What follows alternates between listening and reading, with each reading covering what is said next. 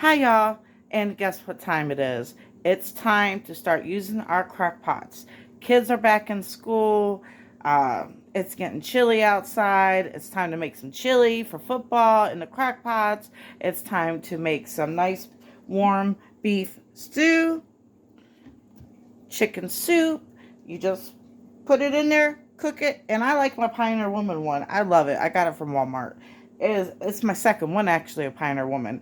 And if you don't have time for that, don't forget that you can use the air fryer. Okay, and with the air fryer, they actually have sheets that you can put in the bottom of them, so you don't have to worry about scrubbing it out too hard. So I just wanted to update everybody that I'm getting back into my videos, and it is time to also get the crock pots out. And I wanted to share something with you.